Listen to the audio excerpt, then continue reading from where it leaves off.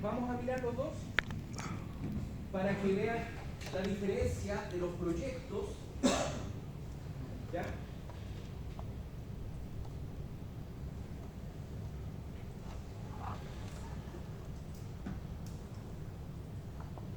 Yo cuando hago este ramo, llamado evaluación de proyectos, el PIA obliga a que sean proyectos asociados a la carrera o al programa académico. Yo en ese sentido soy más flexible en el sentido de que la idea es que aprendan a evaluar un proyecto por si quieren desarrollar algún emprendimiento. ¿Ya? Y por consiguiente, no tiene sentido obligarlos a hacer un proyecto limitado al área donde se va a desarrollar. Porque probablemente algunos de ustedes, no sé, hoy voy a vender pan, voy a vender pasteles, voy a vender queque con orégano, como dice Don Pombo Pica, ¿no? Hay múltiples posibilidades y la idea es que ustedes puedan desarrollar esta plantilla, que es una plantilla automatizada que alguna vez yo armé, corría el año 1900, cuando yo estudiaba telecomunicaciones, no sabía usar la calculadora, poco y nada sabía usar el Excel. Entonces yo me armé esta plantilla con colores, no es un emblema Raymond Bright, ni LGBT, ni nada de eso, sino que era para poder identificar datos importantes. ¿Ya? Entonces les voy a contar de qué trata este proyecto. Punto Break, así se llama. Los muchachos tenían la intención de generar un stand de comida, como los que están aquí.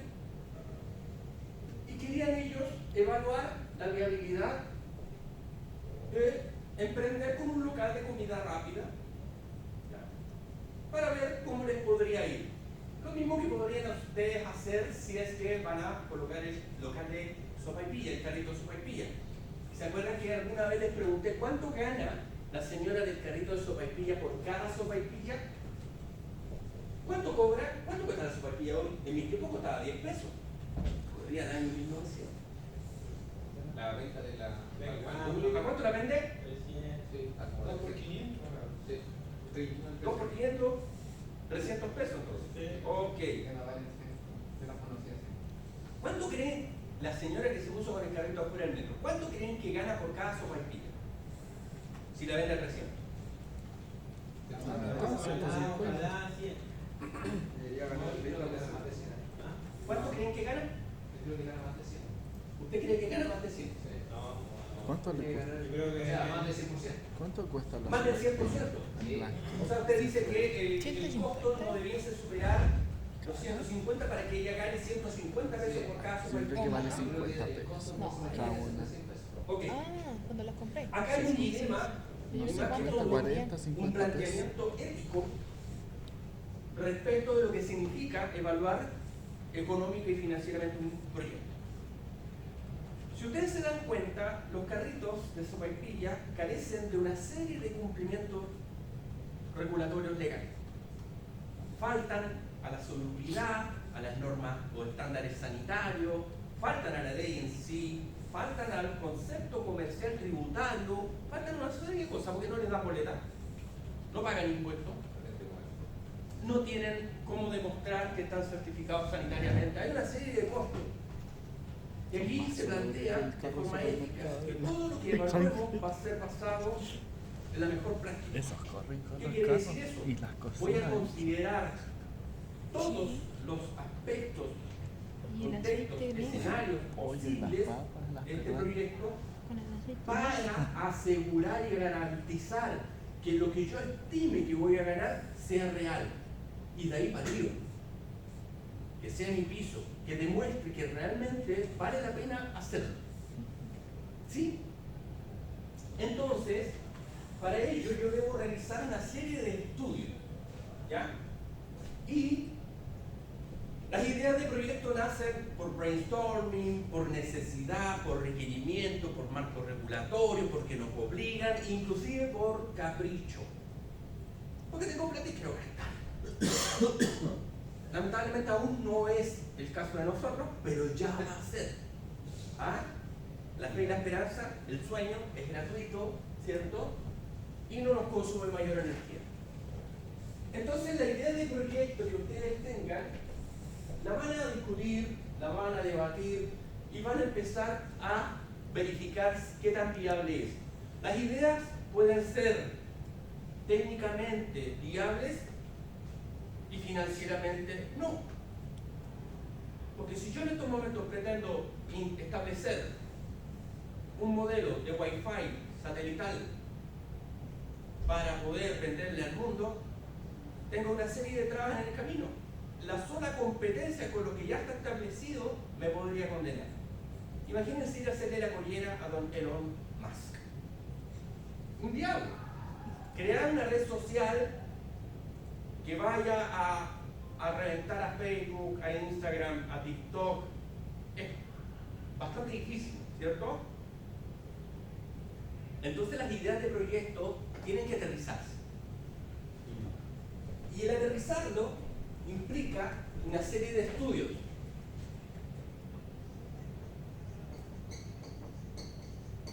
Estudios. Uno, mercado. Técnico.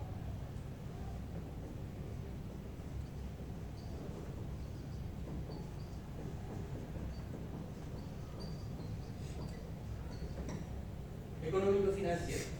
Son estos tres grandes grupos de estudios que se realizan a la hora de realizar un proyecto. Y este técnico se subdivide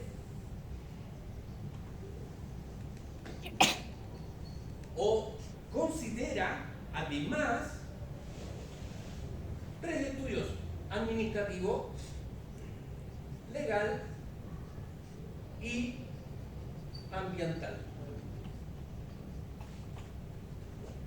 En estricto rigor, para yo evaluar económica o financieramente un proyecto necesito dos tipos de estudios, mercado y técnico, pero el técnico a su vez considera estudios administrativos, legal y ambiental. Con todos los datos que yo consiga, voy a poder llevarlos a un estudio económico financiero, el cual reduce en una plantillita llamada flujo de caja, que es la que me va a determinar, mediante indicadores económicos, la viabilidad del proyecto. ¿Pero eso uno lo toma de consultores externos a los proyectos? ¿O uno lo puede hacer? Lo puede hacer cualquiera, las empresas tienen áreas que se encargan de eso, ¿ya? Porque primero que todo la idea de proyecto hay que analizarla, puede sonar muy bonita, pero tenemos que asegurarnos primero que todo de qué trata. Y tendrían ese orden. En el estudio de mercado, ¿cierto? Lo primero que hago es definir el producto, bien o servicio que yo deseo entregar. ¿En qué consiste? ¿Qué producto es el que yo quiero ofrecer? ¿Qué bien o qué servicio es el que yo quiero entregar? ¿Me explico? Porque algo en el aire no tiene sentido. Tengo que aterrizar. Quiero hacer esto. Por ejemplo, voy a hacer, yo usaba el ejemplo antiguo, voy a hacer unos paraguas con una capa detrás que tengan a Felipe Camiroaga. No para vender. Un producto que las abuelitas van a comprar, o cualquier persona sobre los 40 van a comprar, ¿ya? Pero tengo que definir bien en qué consiste, qué tiene, qué hace, qué beneficio otorga. Defino el producto. Y después, como tal, yo empiezo a estudiar y a analizar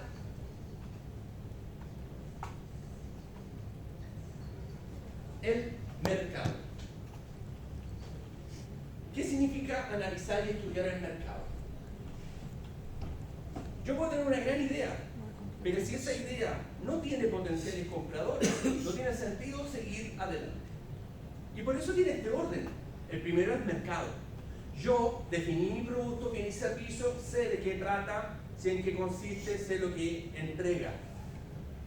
Y empiezo a estudiar el mercado, analizo el mercado, analizo la competencia, analizo los proveedores, analizo la logística, analizo la zona donde pretendo explotar mi producto, bien o servicio. Son definiciones que yo establezco en la entrada. Cualquier otra expansión es otra evaluación. Hay que aterrizar el alcance del producto que yo estoy ofreciendo. Cuando yo estudio y analizo el mercado, determino, ¿hay gente interesada en mi producto? ¿Están dispuestos a pagar un precio por ello? ¿Será posible que este universo de potenciales compradores satisfaga mi intención de exponer este producto en el mercado? ¿Me explico? ¿Existirán los proveedores que me otorguen, me entreguen los insumos, materiales, recursos, herramientas para poder construir mi producto? ¿Existirá una logística? ¿Existirá un área geográfica de cobertura para poder distribuir mi producto, bien o servicio? Yo todas esas cositas las voy definiendo y analizando. ¿Me explico? Cuando yo tengo claro eso, puedo definir también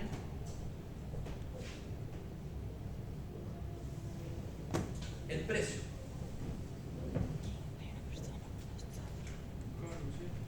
Botón.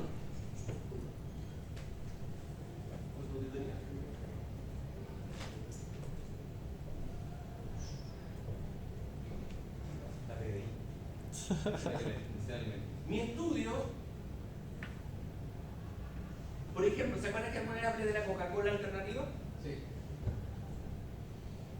Ese estudio, ese análisis puede basarse en estadísticas, datos duros, de cuántos consumidores hay hoy en el mercado.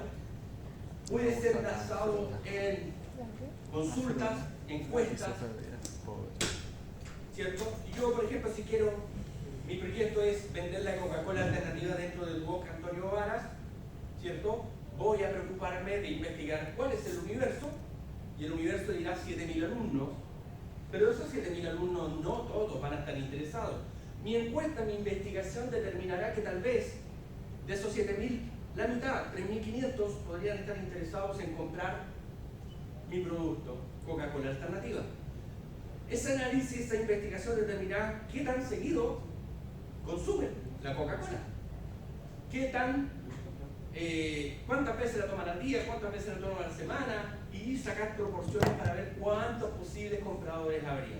Ahora, si vuelvo a hacer otro set de preguntas y les digo, ¿estarías dispuesto a pagar tal precio? Puede que mi universo de potenciales compradores se siga reduciendo. Ya se redujo a 3.500 y ahora se puede reducir a 2.000. Hay 2.000 que, primero, estarían interesados en la Coca-Cola alternativa. Segundo, estarían interesados en cubrir el precio. Y tercero, podríamos determinar qué segmento es el que más habitualmente lo consume. Y sigo reduciendo. Y puede que me quede con un universo de 1.500 o 1.000 potenciales compradores. Esa definición, ese análisis basado en lo que estamos investigando, no puede determinar al tiro la viabilidad. Si es un universo con 1.000 compradores que lo hacen frecuentemente todos los días, o al menos 3 o 4 días a la semana, podrían eventualmente generarme un ingreso interesante y podría avanzar. Si es un universo basado en la investigación llegamos apenas a 300, la verdad es que es altamente probable que no sigamos con el estudio. ¿Por qué? Porque hay muy pocos potenciales compradores. No tiene sentido ir a vender algo a menos que tengan demasiada plata y esto lo hagan por capricho y es por solamente jugar y ser famoso por un rato. Bien, pero en estricto rigor nosotros estamos buscando emprender, establecer una empresa y tratar de crecer, ¿no?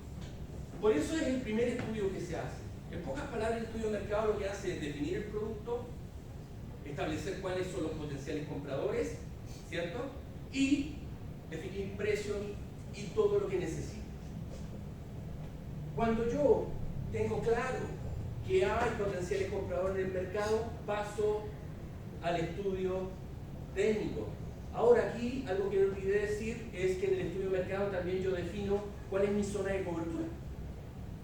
Voy a vender solo en una comuna, voy a vender solo en región metropolitana, voy a vender a nivel nacional, voy a vender a nivel regional o mundial, no lo sé. En el estudio técnico vienen datos más duros. Como dice su nombre, empiezo a preguntarme, ¿existe la infraestructura? ¿Existe la maquinaria para poder crear este producto? ¿Cuánto cuesta? ¿Existen los perfiles adecuados para producir esto? Y él se encarga de analizar maquinaria, obras civiles, terrenos, equipos, materiales, todo lo que yo requiera para construir mi producto bien o servicio. ¿Sí? Si el primero se encarga de analizar el mercado, si el mercado es competitivo, está dispuesto a pagar un precio y es un número importante de potenciales compradores, el estudio técnico empieza a hilar más fino en todo lo que yo requiera para construir mi producto bien o servicio. ¿Me entienden? ¿Sí? Las personas, el personal técnico. Yo defino el perfil. Ahí en el perfil. ¿Existen ingenieros de la NASA dispuestos a trabajar en mi proyecto? ¿Existe el personal calificado? Hagan una analogía rápida. El litio. ¿Por qué el litio aún es inviable? ¿Contamos con la infraestructura? No. ¿Contamos con el know-how? No. ¿Contamos con las personas calificadas? Tampoco. Ejemplo, el gas a precio justo. En el estudio de mercado, claramente, era súper bueno, porque tenemos mucha población de clase media, baja, media baja, muy baja, como el profe, baja. Pero en el estudio técnico no se dimensionó adecuadamente los costos que implicaba llevar adelante esto. Y de ahí para adelante redundó en que era mucho más caro hacerlo que venderlo. Y por esa razón es que se ha caído. En el caso del litio también tendríamos esa disyuntiva, tendríamos ese paradigma que no sabemos si contamos con los recursos o no. Entonces el estudio técnico lo que hace es determinar todo lo que yo voy a gastar en inversión, tanto inicial como operacional. ¿Qué quiere decir inversión inicial? Todo lo que yo necesite comprar, adquirir, construir para abrir cortinas, para abrir la operación. Y eso es en un tiempo cero. ¿Se acuerdan cuando hicimos un poquito de caca?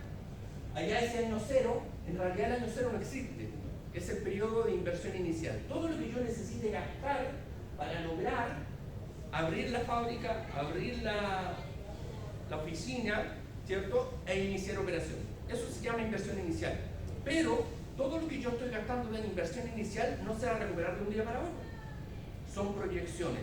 En este caso, un flujo de caja dice que todo lo que yo invierta en el año cero se espera recuperar en 5 años. Pero cuidado, en esos 5 años hay gastos operacionales, porque hay que mantener vivo el proyecto, el producto.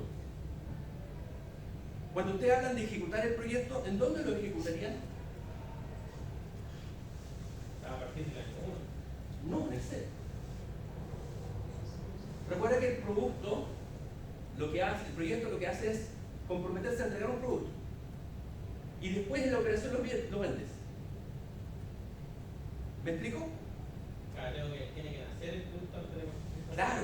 Y para poder hacer el producto tienes que tener fábrica, oficina, recursos, tienes que tener todos los recursos, los materiales, los insumos necesarios para poder partir. Entonces el estudio técnico de alguna manera habla o estima todo lo que tenga que gastar en el inicio y durante el periodo u horizonte, le llamo horizonte, que yo estimo que puedo recuperar todo para ver si voy a generar alguna utilidad. ¿Me siguen? ¿Sí? Párenme nomás si tienen dudas. Entonces el estudio técnico busca todo lo que yo voy a gastar. Y el estudio de mercado estima todo lo que podría ganar. ¿Lo ven?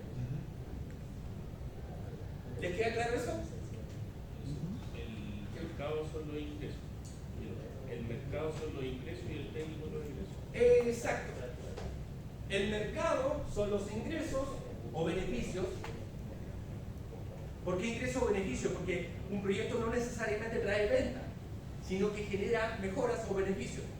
Como en el caso que tenemos que cambiar toda una infraestructura, ¿por qué? Porque está siendo obsoleta y estoy perdiendo clientes. Y para asegurar los clientes, para fidelizarlos, cambio e invierto. Entonces lo que va a venir es un beneficio, o dejar de perder. ¿Me entienden? El mercado es todo lo que yo pueda generar ingresos, el técnico es todo lo que yo pueda gastar. Tanto al inicio como durante el horizonte o el ciclo de vida de mi proyecto, visto desde el punto de vista económico-financiero. Dentro de este está el administrativo. Y el estudio administrativo lo que busca es darle una connotación tipo empresa, organización al proyecto. Necesito gente que me ayude a administrar esto, porque son 5 años. Necesito una estructura organizacional que permita controlar, gestionar y administrar todo lo que esté ocurriendo con este proyecto que yo estoy llevando a cabo. Ahí determinaremos gerentes, jefes, ejecutores, y podrán ser estructuras organizacionales funcionales, matriciales o definitivamente de proyecto. Ustedes generalmente están en una organización funcional, donde responden a uno o más jefes. La matricial podría estar conviviendo entre dos mundos, participando de algunos proyectos, participando de la operación misma. Y estaría la de proyecto, que están enfocados en una meta particular y después se acaban. ¿Sí? Como le estamos dando un foco, un sentido de empresa, aparece el estudio legal. Y el estudio legal dictaminará, declarará, asegurará. Primero, ¿la ley me lo permite? Pregunta, ¿me han llegado proyectos para vender cannabis con sentido terapéutico? Me han llegado, los puedo buscar. ¿Ya? Y uno se ríe, por supuesto, pero ojo, el sentido y el objeto del foco que tiene es bastante interesante. Lo analizamos de la misma manera. Pero la pregunta es, ¿la ley me lo permite? No es tan así, ¿cierto? Entonces, en el estudio legal, yo lo que voy a determinar es cuáles son las condiciones regulatorias a las cuales me tengo que someter. Como es una estructura organizacional y empresarial, lo que se busca es que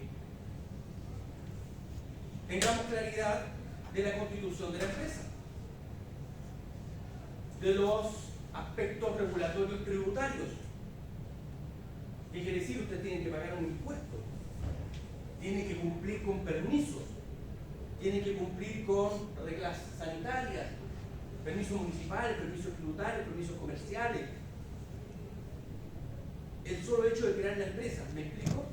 Y la ley dirá que cada cierto tiempo va a venir el SESMA a inspeccionar, en este caso, que es comida, cuáles son las condiciones sanitarias. Entonces la ley, el estudio legal me determina primero si lo puedo hacer, si está permitido, y cuáles son los aspectos regulatorios a los cuales me tengo que someter. Y ahí también vuelvo a descubrir gastos, porque las patentes, los permisos que se tienen que renovar, todo eso es un gasto, es un egreso. ¿Se dan cuenta porque están dentro del estudio técnico? Donde estamos definiendo que el estudio técnico es todo egreso. Y el estudio de mercado estima ingresos o beneficios. Luego viene el estudio ambiental. Y lo primero que entendemos del estudio ambiental es el impacto ambiental. Y el impacto ambiental se suele asumir como una condición biosfera, ecosistema, ¿cierto? Pero no es tan solo eso, sino que también es cultural. ¿Qué impacto puede tener nuestra fábrica, nuestro proyecto, nuestra producción sobre la comunidad? Además del impacto ambiental por residuos, basura, ¿cierto? Contaminantes. El impacto es que puede... Ojo, decimos impacto porque hay impactos que pueden ser positivos, que pueden ser negativos. El impacto positivo que genera fuente laboral, tal vez en la misma comunidad. Pero también tiene un impacto negativo donde podría generar residuos, percolantes, bacterias. ¿Qué pasa en Quintero? Quintero.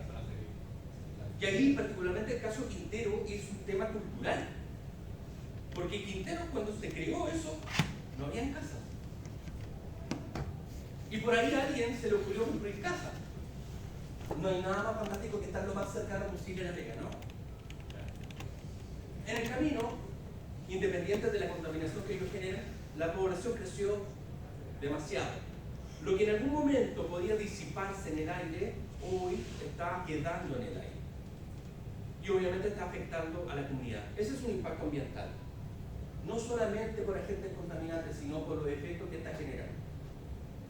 Y el impacto ambiental de vuestro proyecto tendrá que decir, oye, a lo mejor mi fábrica genera mucho ruido. Mi fábrica genera mucho humo, genera mucha basura que queda afuera esperando el camión, y eso es dolor, eso es molestia, visualmente es molesto. Freirina, de los ¡Oh!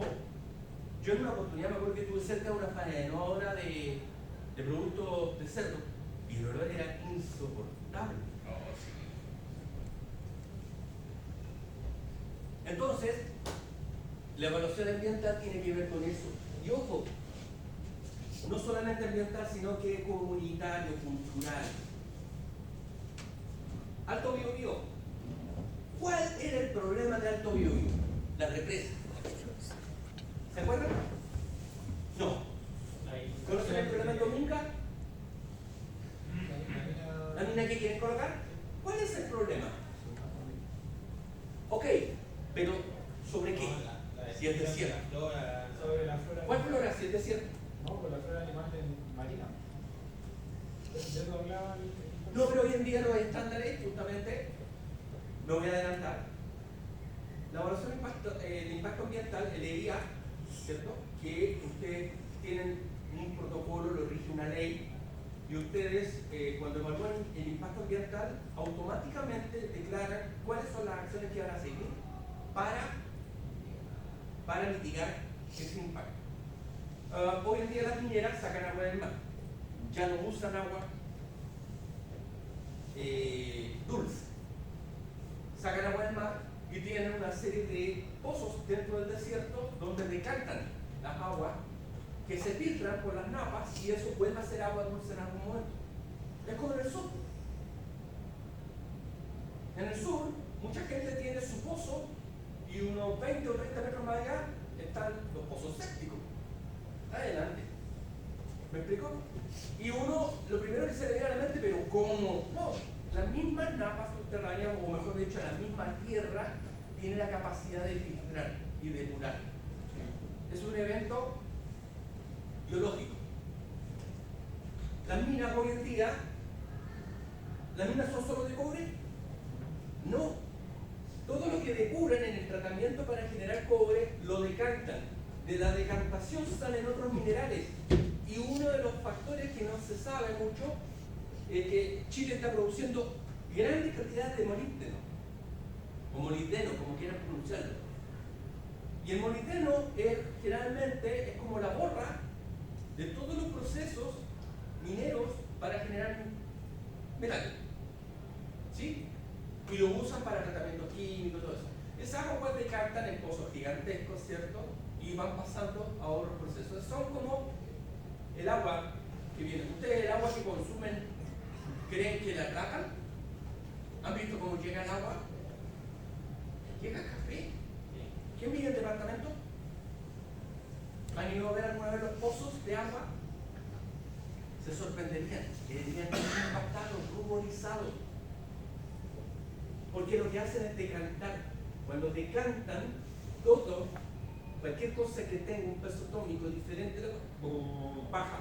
Y el agua pura pasa. Y cuando las tratan salen con sabor a cloro. Claro, cuando las tratan más allá del cuento. Ahora aquí en Chile le echan flúor. ¿Sí? Aparte del cloro. Pero son todas las acciones que se hacen para mitigar el impacto no solamente ambiental al ambiente, sino que también a la comunidad. Yo voy a tener contenedores particulares en mi fábrica para que la basura no emita olores, no emita esto. Voy a tener un compromiso social para reciclar lo que genero. En Europa, por ejemplo, los locales de comida rápida tienen unos sistemas de decantadores donde inyectan unas bacterias que se alimentan de la grasa. ¿Para qué? Para que las aguas que ellos vierten, ¿cierto?, se puedan llegar con la menor cantidad de agentes contaminantes. Nosotros acá en Chile, en nuestra cultura, todavía le echamos cloro o ¿qué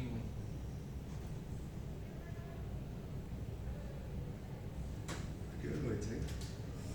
Están... ¿A qué hora nos echamos cloro? Pásale la lista y échalo. No tengo que se vayan, porque si lo echo se me pueden ofender. Los tres que se juntan ahora tienen. Después lo golpeamos entre todos. ¿Quién me acompaña? ¿Quién me acompaña?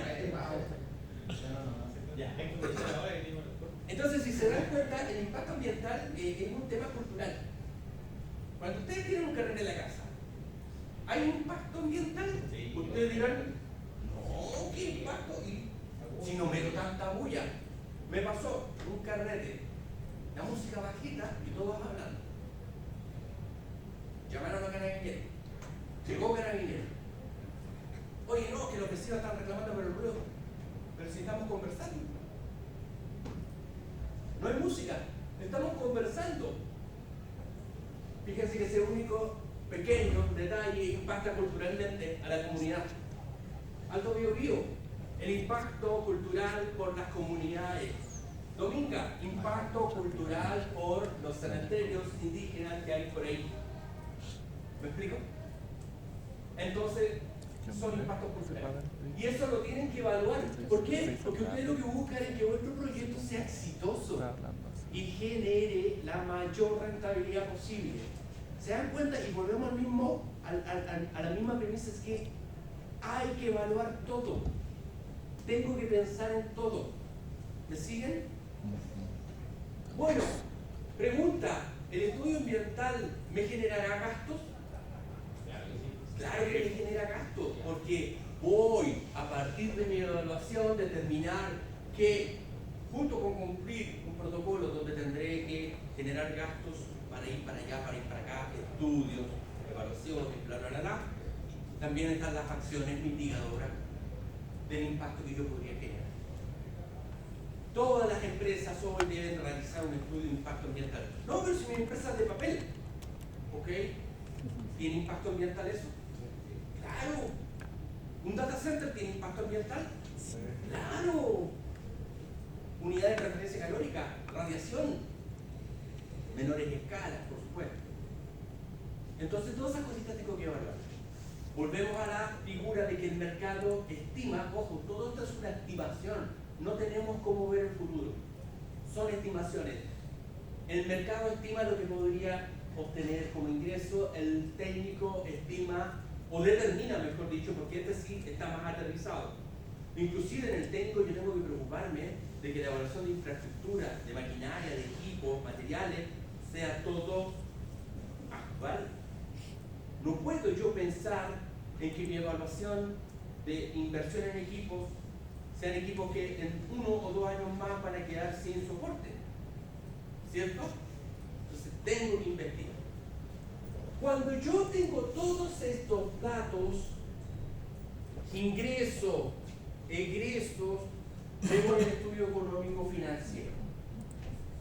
¿Cuál es la diferencia entre económico y financiero? Ambos buscan la viabilidad económica del proyecto, con la salvedad que el financiero se centra en generar ingresos, rentabilidad. Ese es empresarial. Un estudio financiero dice que quiere ganar plata, no le interesa otra cosa que ganar plata. ¿Quiénes son? Los empresarios. Yo no culpo a los empresarios, no, que son corruptos, que son ladrones, que explotan a la gente. Ahí podemos entrar en un debate que estaríamos horas conversando, ¿cierto? No nos vamos a meter ahí porque no nos concierne, es un tema social. Pero es lógico, si ustedes van a hacer algo para ganar plata, a menos que tengan mucha plata y sea por capricho. ¿Sí? Pero el estudio económico tiene una orientación casi social que busca maximizar la rentabilidad para reinvertirla. ¿Y a quiénes encontramos en un estudio económico? El Estado, aparatos gubernamentales, municipalidades, donde ellos plantean un proyecto, ¿cierto?, que puede generar o no rentabilidades, pero esas rentabilidades que genere van a ser para seguir potenciando otras áreas. Y el Estado tiene que hacer eso, sacarle partido a algo para poder reinventarlo en otros proyectos sociales. Y la evaluación social es económica. La evaluación social no busca tanto rentabilidad económica, busca más bien, como dice su nombre, una rentabilidad social. Y el ejemplo que les di la otra vez, estamos en un sector sociocultural, porque ni siquiera tiene que ser socioeconómico. Hoy en día las poblaciones con narco problemas económicos no tienen. Lo que menos falta ahí es plata, ¿cierto? Pero hay un riesgo social. Y ese riesgo social es que los niños, los jóvenes se involucren, ¿cierto?, en actos delictuales, incumplimientos por el ley. Entonces, un proyecto social lo que busca es determinar, oye, basado en la estadística, ¿qué me significa tener a todos los niñitos detenidos o presos en la cárcel? ¿Cuánto cuesta un preso? 700, 800 mil pesos. ¿Sí? Imagínense en un año que 20 chicos Aquí está la cárcel, ¿no? los sorprendan, los tomen presos y los condenen. 20 chicos. ¿Cuánto nos costaría mensual mantener esos 20 chicos en la cárcel? No, aquí muy Depende de mal. los años. Te condena. No, estoy preguntando mensual. 20 chicos a 800 mil pesos. Ingenieros, la calculadora. 16 millones. Perfecto. ¿Cuánto nos cuesta el año?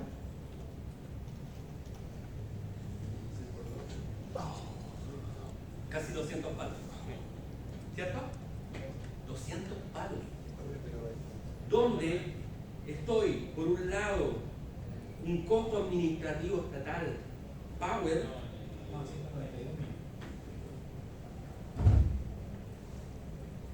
¿cierto?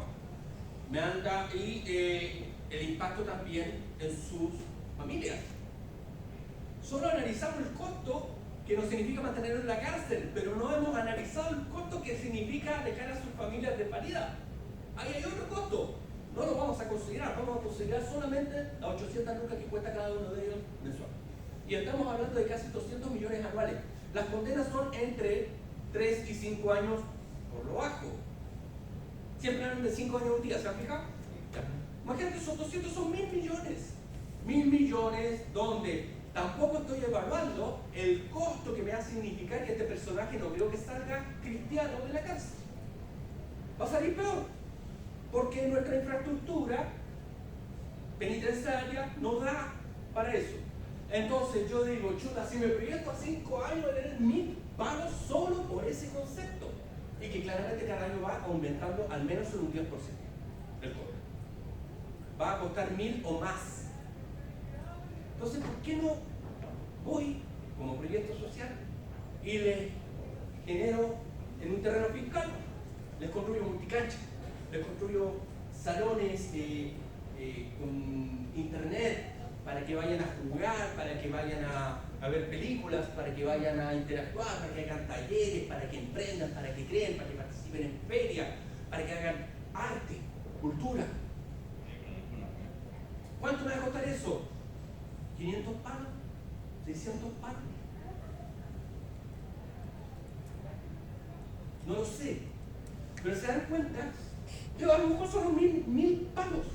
Los mismos 1.000 palos que voy a gastar teniéndolos presos, los consumo en una inversión de un proyecto que se pueda sustentar en el tiempo y estoy reteniendo a esos chicos y estoy potenciando ciudadanos de verdad que van a aportar. Que lo construyan ellos mismos. ¿Ah? Que lo construyan ellos mismos. Y pueden ellos seguir mejorando y van aportando a la sociedad. Y esos costos que no evalué del impacto a nivel familiar, el impacto ambiental, el impacto social, todo eso, que no lo consideré, solo consideré el tenerlos dentro de la cárcel, desaparecen. ¿Se dan cuenta? Es rentable. Entonces, ¿qué es mejor? ¿Me meto la mano al bolsillo? Es como cuando yo hablo con mi jefe, es que no nos gusta dar aguinaldo. Dalo. usuarios son tácitos. Nosotros como sociedad culturalmente tenemos tanta precariedad de creatividad mental que de repente nos conformamos con que nos den aguinaldo en septiembre y en diciembre, pero si no nos suben el sueldo no es tanto problema. Hay un impacto mental, ¿se han fijado el que no nos den aguinaldo? Sí. ¿Se han fijado? Sí. Es raro. 40 lucas. Me acuerdo en SMU a mí me dan una lista de 40 lucas que la solo va a usar dentro de los locales un mes. Maravilloso. ¿Cuánto era el aguinaldo nominal que me daban? 15 lucas, como mucho. Y yo juraba que me habían dado 40 lucas. Hay otras empresas que no. Entonces, todas esas visiones son evaluaciones económicas sociales. Entonces, recuerden, la evaluación financiera que busca platita. La evaluación económica y social lo que busca es reinvertir. Todo lo que se genere a partir de eso se reinvierte. Porque este proyecto que hicimos con los chicos, que salvamos de la cárcel, que nos generó finalmente un ahorro, al final fue cambiar plata por plata, supuestamente, pero me genera otro impacto, como dijo Don Carlos. ¿Cierto? Entonces, ese impacto, esa generación de ideas nuevas, esos recursos, potencia creatividad, potencia una serie de factores, y ese personaje empieza a masificar, a ramificar una serie de valores, principios y aportes a la sociedad. Entonces mi proyecto es absolutamente rentable. ¿Me explico? Va por ahí. ¿Dudas? ¿Muy aburrido? ¿No? Ok. Entonces, diga. En la tabla del grupo tiene impuesto del 27%. Todavía no vamos a llegar ahí. Ya vamos a llegar. Eso es gracias a la señora Bachelet. Miren, estos señores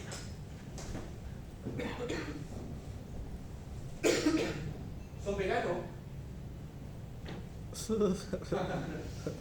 Aunque la empanada de pino no tiene nada vegana. ¿Ah? Esta es una empanada vegetariana. Recuerden que yo tengo un ojo clínico para los detalles ortográficos, ¿ya? Bueno, ¿qué es lo que es un ristretto? Un café.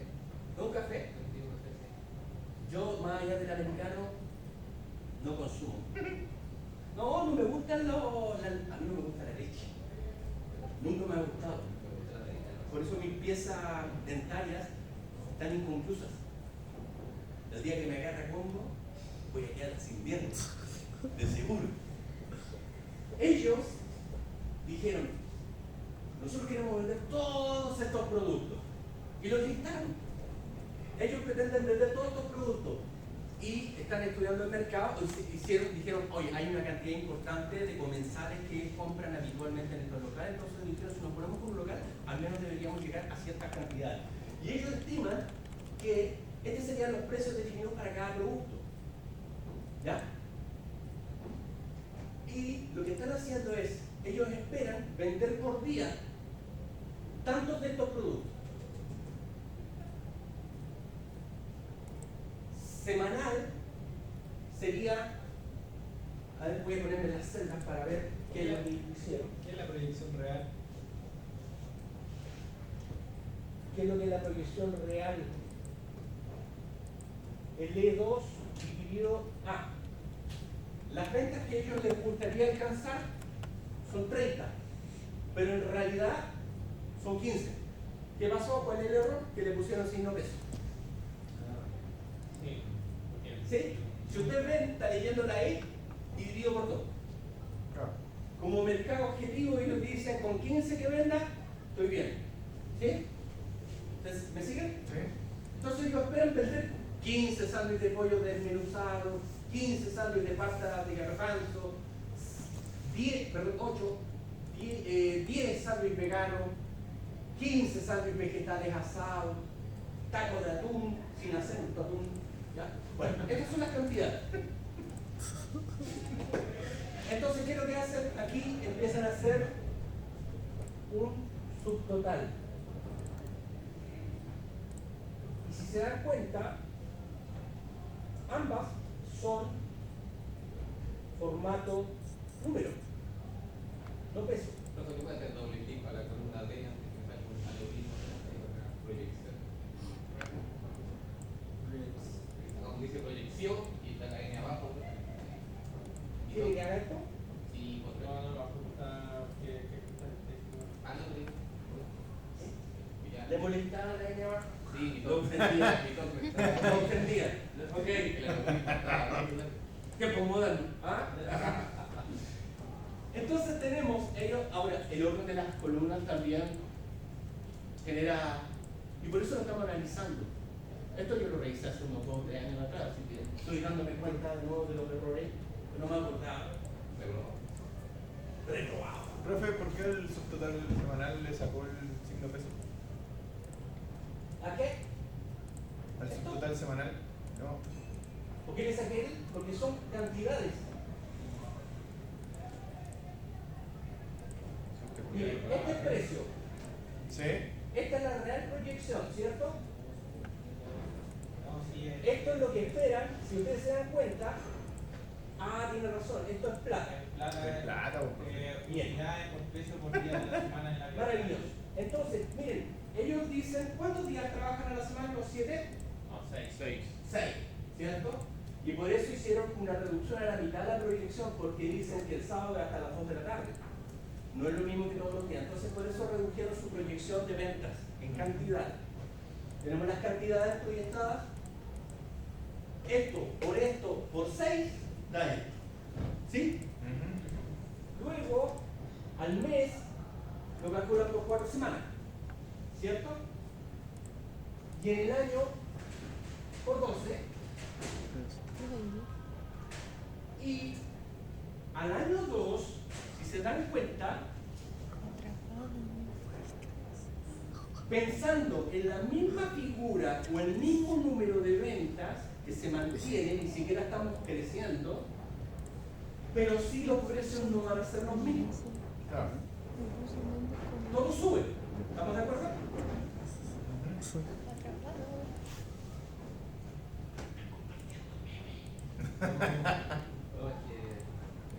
El profesor dijo que profe, se le cayó una baba.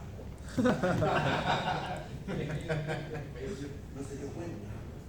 Sánchez nos está quedando fuera de la Sánchez. Entonces, lo que hacen ellos es automáticamente, basado en esto, hacen una proyección para el siguiente año con el mismo número de ventas, que es este. Calculamos el año y al año siguiente esperamos que esto crezca en un 10%. Puede ser a nivel de ventas, puede ser a nivel de precio. Pero esperamos crecer en ingresos al menos un 10%. Si ven la fórmula, el año 3 hace lo mismo, pero respecto del periodo anterior. Claro. Porque la idea es que nosotros siempre hagamos esto. Hacer esto no tiene sentido, porque todo sube. Año 4, año 5. ¿Estamos de acuerdo? Entonces, estos datos, esta proyección que tengo acá, son los ingresos esperados en cada periodo de tiempo.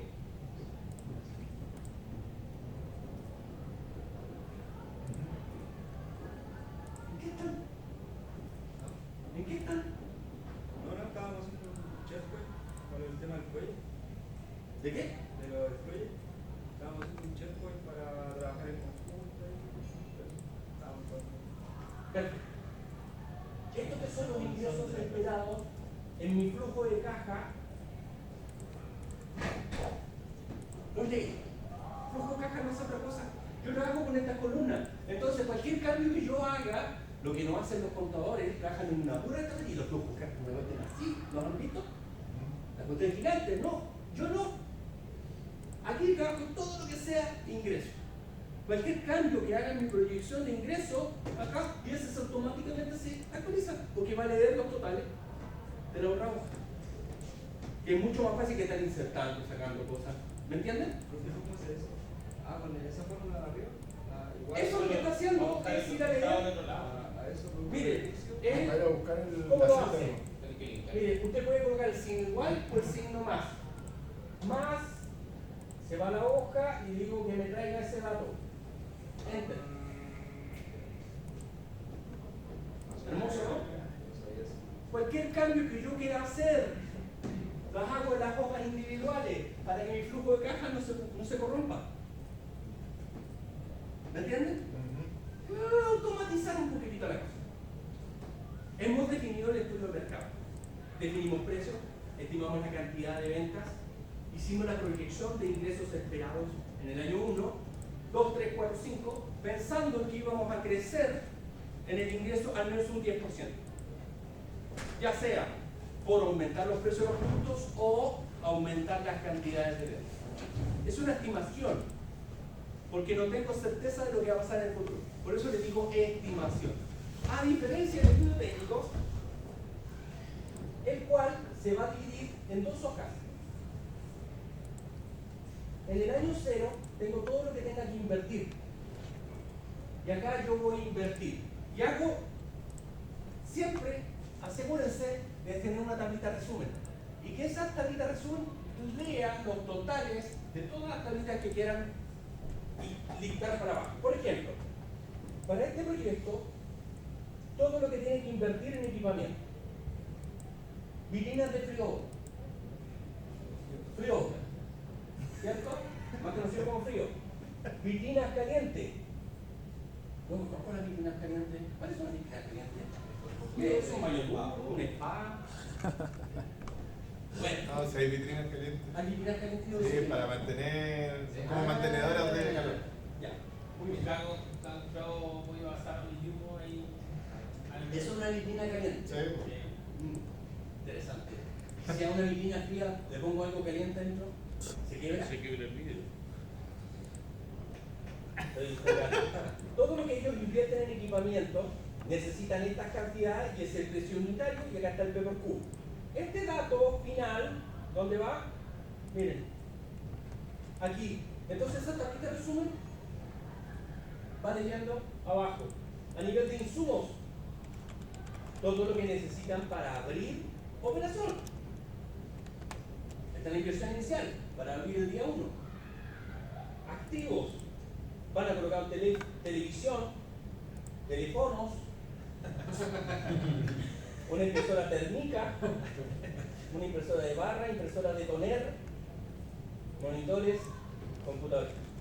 ¿Se dan cuenta del impacto que generan los detalles ortográficos? Suena feo. ¿Sabes cómo se le llama eso? Cacofonía. Se escucha y suena feo. Eso es cacofonía. Profe, cuando se escribe todo en mayúscula, se compara así. Sí. Lo que pasa es que, a ver, ¿qué es lo que ocurría? Las imprentas antiguamente no tenían la capacidad de insertar tildes en las mayúsculas. Y era un problema físico. Se acostumbraron. Y todo, hasta que le preguntan, ¿las mayúsculas llevan acento? No. ¿Por qué no? Por norma. No. Obviamente hoy en día la RAE ya perdió mi respeto porque está acertando un montón de cosas, ¿ya? Pero si se dan cuenta, y estrictamente hablando, es flojera. Nada más. Bueno, entonces chicos, si se dan cuenta, esto como inversión, debería llamarse inversión inicial, reviste todo lo que yo necesite invertir para iniciar mi operación. ¿Qué falta aquí? Hay activos. ¿Qué es un activo? Algo tangible. Algo tangible. Falta los pasivos. Están los activos nominales, que no son tangibles. Algo. Una licencia es un activo nominal. Un permiso es un activo nominal. Porque son intangibles. Pero faltan los Saben que existe, pero no lo ven. Faltan los pasivos. Claro, los activos son todo lo que tengo. Pasivos, Ahí tendré un. todo lo que debo. ¿Sí? Aquí, por ejemplo, ¿qué no consideraron? Obra civil. Se compra un terreno, se construye una fábrica, se arrienda. Los servicios digitales también, no sé, internet, porque probablemente son teléfonos para las personas que van a operar. Pero ¿y el servicio? El administrador, el que está en el local, por turno, Van a comprar los medios celulares. la impresora para... Pero me sumo a la pregunta de ahí. El teléfono es un activo fijo y el plan es un activo nominal. No, O ninguno de los dos. operación. El teléfono va a ser suyo después de 18 meses, ¿no? Pero para comprar los teléfonos. No, pero me refiero al plan, se refiere al plan de Plan datos. de telefonía. No es un activo, es un pasivo. El plan es un pasivo, porque es algo que usted tiene que pagar. Lo debe. Ah, lo debo. ¿Sí? Y lo debo a 18 meses. La televisión me cuesta 400 lucas. Mi activo cuesta 400 lucas. Mi pasivo probablemente lo que tengo que pagar. Salió la ¿Sí? película. La luz. Oye, ¿cuánto hay? Pasivo un activo. 8. No, Sí. ¿cuánto digo? Pagan mensualmente. Claro. Pero eso está en la operación. Se me enteraba. Antes de abrir tienda, Y el arriendo que estaría ahí. el arriendo, ¿por qué aparecería aquí? Porque cuando usted inicia, paga los meses de garantía. Y tiene que tenerlos pagados para poder abrir por ti. Después el arriendo mensual. Ahora, ese monto que usted paga, se lo tiene que devolver en algún momento. Y usted lo considera como un valor recuperable al final del proyecto. ¿Me explico? Entonces, todo lo que yo necesite invertir se resume en estos datos y estos datos los traigo al flujo caja. Mira. Aquí los pegaron directamente, pero si yo quisiera ya, como, ojo, ¿por qué sale en negativo? Porque era nosotros. Porque es algo que tengo que pagar. Pongo menos en vez de poner más y los insumos dice eso. Enter. Menos inversión en equipamiento. Ahí. ¿Qué puse? Ahí. ¿Por qué sale cero?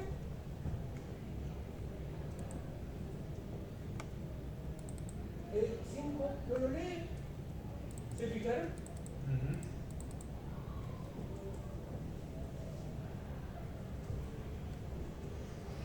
¿Pero de qué libro? O sea, ¿de qué hoja? ¿Ah? ¿Qué dijo? Inversiones es el... No, bueno, está en otra hoja. En Hay otra un hoja. problema con la celda.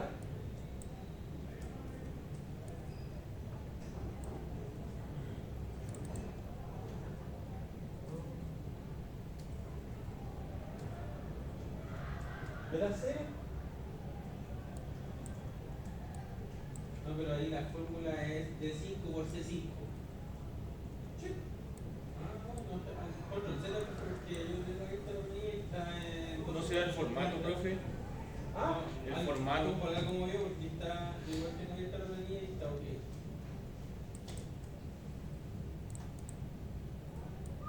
tiene un problema de formato en la plantilla. O sea, yo tendría que ir aquí. ¿Ven? Se fue al carajo. En la licencia. No sé. Ya. Bueno, cuando ustedes lo concluyan, vamos a volver acá. Ahí. Se van a preocupar de sostener. ¿Ya? Todas las inversiones iniciales aparecen acá. Pero esto hay que mantenerlo vivo durante los 5 años y aparecen los famosos costos de operación. ¿Qué cosas tengo en los costos de operación? Entre otros, los servicios básicos. Luz, agua, internet, bla, bla, bla, bla. Remuneraciones, la gente que tengo que pagarle. Y aquí está el detalle, por ejemplo, todo lo que gastan en servicios básicos. Hablan de proveedores que me imagino que, no sé, pues, aquí hay un internet, hay otros proveedores que no cacho por qué. Pero tienen todo esto y todo eso redunda en una proyección de eso, 204. Ahí está. ¿Ven? Después, a nivel de remuneraciones, las personas que trabajan, jefe local, supervisores, colaboradores, las cantidades, el sueldo. ¿Ya? Ahora pregunta, ¿este es el sueldo líquido? Bruto. Bruto. Bruto disponible. Con todo. Leyes sociales, todo. Si usted gana 1.000.000 de pesos líquidos, probablemente a la empresa le cuesta entre 1,4 millones y 1,5 millones. Por todos los cumplimientos sociales, laborales que tiene que cumplir el empleador. ¿Ya? Entonces tiene todo la proyección de sueldo y estos se van arriba. Y acá otros gastos, miren, patentes, permisos, contribuciones. ¿De dónde salieron estos datos? ¿De qué estudio? Dentales. ¿Cuál más? Legal. Legal. ¿Sí? ¿Lo ven? Y los sueldos, los recursos humanos, todo eso que tengo, ¿de dónde vendría? Administrativo. Administrativo. ¿Lo ven? Bien. Cuento corto, y para no extenderme más, como decía, tengo estos totales. Y esos totales los lee el flujo caja como costo de operación. ¿Lo ven? Perfecto. Ahora, todos los activos que yo adquirí tienen un concepto de depreciación. Y la depreciación es un arreglo contable que ayuda al emprendimiento. Su activo son todos esos, los que declararon, y la depreciación no es otra cosa que la pérdida de valor comercial de un activo conforme a su vida útil. En el caso de un trabajador X que se enferme, tengo que cubrir con otro tipo, ¿eso va considerado como dentro de otro margen? ¿Qué les falta aquí? Ustedes en su estimación, buena pregunta, de costos administrativos por recursos humanos, tienen dos condiciones que considerar, que son reservas. Uno se llama reserva para finiquito, que es el 1/12 de la plantilla. O sea, yo debiese considerar el 1/12 mensual de toda mi plantilla de remuneraciones como reserva, por si en algún momento dado tengo que despedir a alguien. ¿Aparece? Por RH. Tercer fondo de En recursos humanos. remuneraciones. B32. ¿D32? B32. Aquí está, perfecto. Él va a guardarse esta platita mensual, la va a guardar. Si bien es cierto plata que tiene, pero está bien, se considera como un gasto porque lo tengo que mantener por si tengo que despedir a alguien. Y podría eventualmente también cubrir reemplazos o de acceso a otro fondo para tener los recursos efectivos que permitan cubrir cuando alguien se enferma. En el caso de la ruptura o reparación de una máquina o algo, ¿también va esto como gasto variable? Es un gasto variable, sí, podrías reservarlo. Ahora, cuando tú adquieres los equipos, tienes justamente claro cuál es la vida útil. Durante esa vida útil no debiese tener nada malo. No obstante, tienes garantías. Y esas garantías se tienen que hacer efectivas. Le reclamas al proveedor. ¿Ah? Si se quema el equipo, por ejemplo, los equipos de comunicación están los RMA, que son garantías donde los proveedores como Cisco, en un tiempo determinado, 24 o 48 horas, te cambian el equipo. ¿Sabían eso? Sí. ¿Vamos bien? Ya. Entonces, todos los activos se deprecian. Por ejemplo, están los fungibles. Un fungible es algo que se usa y no se puede volver a usar. El cableado estructurado. Los de RJ. Todas esas cosas la usas una vez y no la puedes volver a usar, son fungibles, pierden automáticamente, no se deprecian, porque se deprecian automáticamente al momento de abrir la caja. ¿Cierto? Usted un producto lo abre, le saca la tapa y automáticamente ya está listo, fuera. No puedes hacer nada sobre eso a menos que encuentre un ratón dentro del nicho. ¿Sí? Entonces, estos son lo que se ha invertido. Y esa es la vida útil que tiene cada elemento. Y lo que hago yo para calcular cuál es la depreciación, divido el valor de adquisición por la vida útil en años. Entonces, cada teléfono me cuesta 200 lucas, entre los 3 y 600. La vida útil del teléfono es 3 años. ¿Cuántos pierde de valor cada año? Si yo divido el valor de adquisición del producto por su vida útil en años, ¿cuánto pierdo cada año?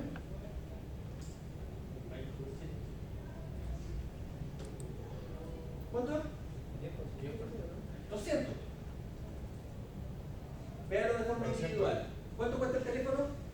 200. ¿Cuánto es su vida útil? 3 años. 200 dividido por 3. ¿Cuánto es? 67 60 y algo, ¿no? ¿Sí? 67 más o menos, por ahí. Ya. ¿Qué quiere decir? Que ese activo, que cuando partimos en el tiempo cero me costaba 200 lucas, un año más tarde vale 67.000 pesos menos. Otro año más tarde, otros 67.000 pesos. Y cuando llegamos al año 3, cuando termina el año 3, ¿cuánto vale? Cero. Comercialmente no tiene valor. No obstante, ustedes podrían venderlo al menos al 10% del valor de adquisición para tratar de recuperar algo. Obviamente en el mercado negro y la habitual, ustedes no lo van a vender en 10 lucas o 20 lucas, lo van a vender más caro, pero estamos asumiendo valores éticos, Si estamos con comerciales. Si Pueden estamos donar con también a fundaciones. Pueden donar a fundaciones. Se puede donar a donaciones también. Así valemos impuestos. Usted tiene. Claro, por la responsabilidad social empresarial. Claro, como la doctrina clase de Exacto. Entonces, o darlo en parte pago. ¿qué determina esto? Determina la manera en que van a ir, por ejemplo, estos computadores como. Miren, acá están los teléfonos. Y está mal.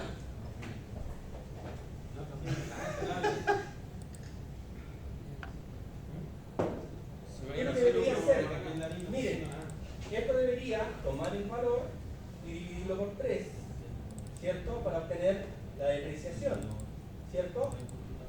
Pero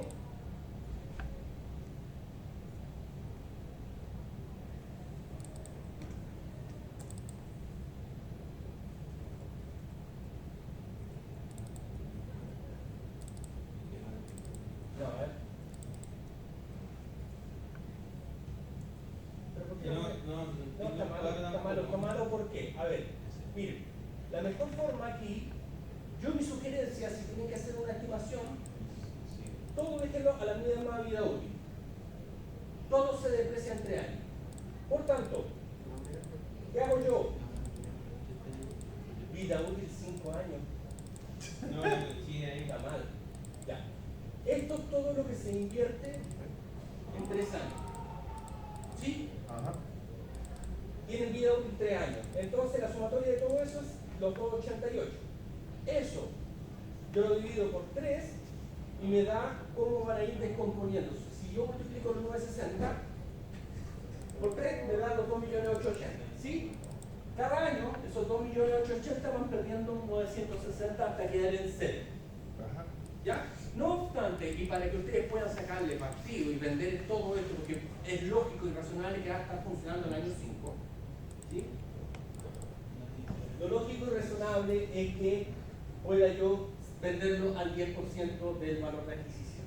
O sea, el 10% de 2.880 serían 288 lucas. ¿Sí? Y este valor, los 960, en el flujo de caja, aquí va a ir a traer esa descomposición. ¿Ven? ¿Sí? Perfecto. ¿Qué más? La depreciación también es un ajuste contable que revela el valor que va perdiendo el activo en el tiempo, pero a su vez también tengo que considerar el valor que me proporciona contar con él. La depreciación se coloca antes de impuestos de forma negativa, después de impuestos de forma positiva. Esto es el partido que saco de los activos que estoy usando. Y arriba es el valor que van perdiendo en el tiempo, por lo que me costó adquirir. Si se dan cuenta, se cancelan. Pero se usa negativamente un impuesto ¿para qué? Para bajar la rentabilidad, la utilidad que tengo, cosa de tributar menos.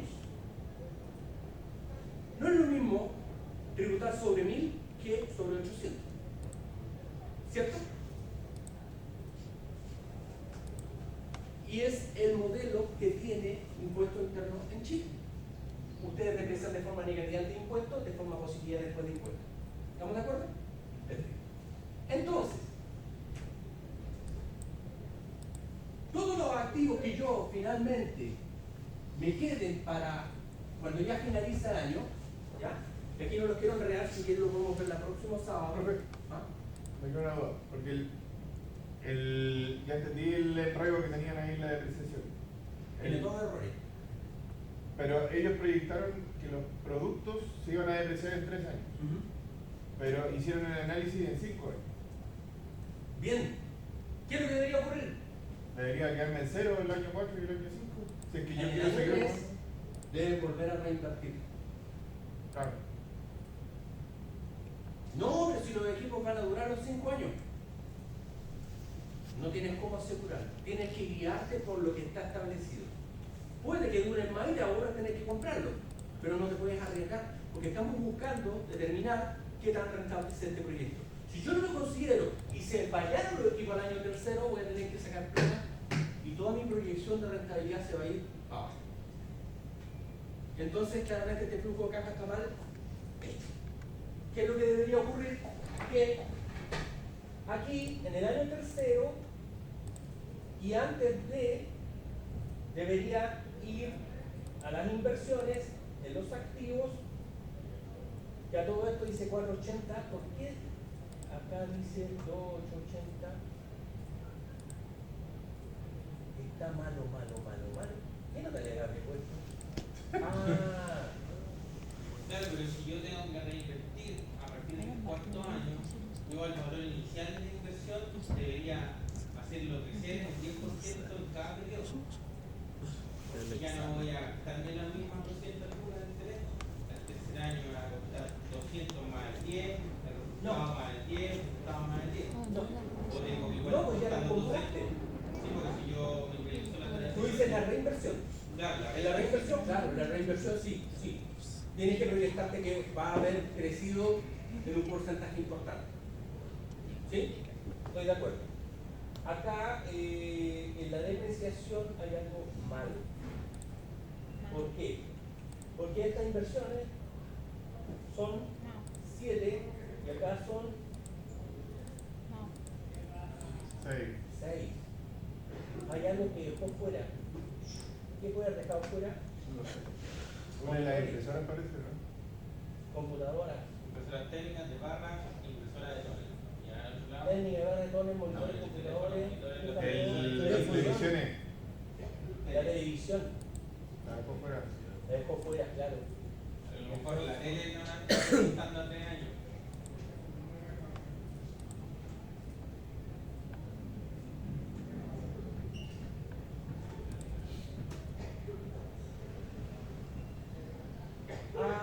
Y vamos a depreciar todo a 3 años, ¿cierto?